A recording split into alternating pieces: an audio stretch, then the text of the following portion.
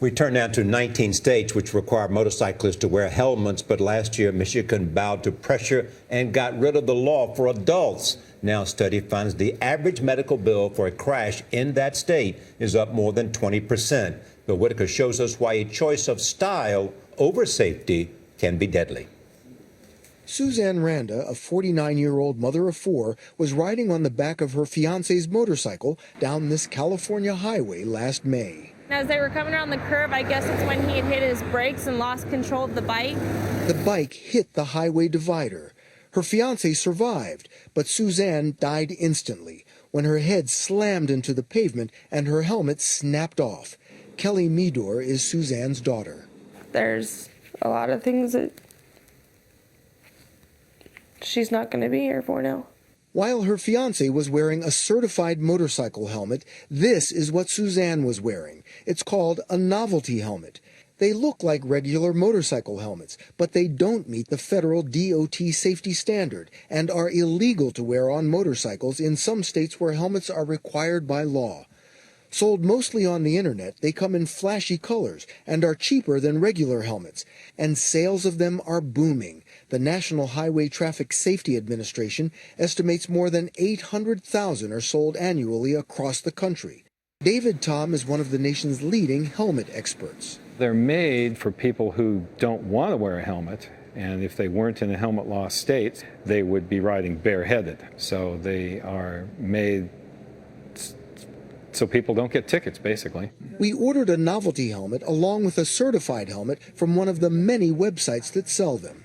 What's the biggest difference between these two? This one is a lot physically smaller. This one's very light. Yeah, that one weighs about 1 pound. This one weighs about 2 pounds. And there's little protective padding on the inside, as we saw when Tom conducted a safety impact test. We're going to see a graph of the acceleration or the shock that the helmet hits with. First, the Novelty helmet. Wow, off the chart. You can see that the acceleration was way more than twice what's allowable under the federal standard. So if this had been a human head, we'd have skull fractures, we'd have lots of internal brain injuries. The regular helmet performed much better. Here we go. That's some impact. But look at this. It barely budged. That's the difference between terrible head injury or even death and being dizzy for an hour.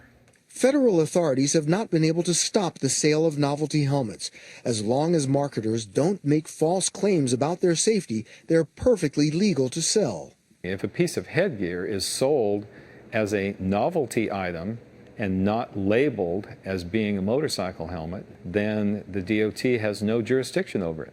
Why would you choose to wear something that won't protect you instead of just going that extra step and putting on a helmet that will actually protect your head? That's a good question that we ask all the time. The founder of the website from which we ordered declined to do an on-camera interview, but he told fairwarning.org, quote, "They are not bought for safety, they're bought for style. The Novelty helmets he sells also have clear warnings on them, as does his website." Kelly, however, believes they're dangerous. I don't think they should be made. All because of that helmet, I no longer have my mother. For CBS This Morning, I'm Bill Whitaker in El Segundo, California. Important story. Do you ride? I do ride, but I buy the most expensive and the safest helmet I can possibly find. And when I ride, I really focus. I mean, that and in being in treacherous surf that's treacherous with strong undertow is a time that I have the most concentration.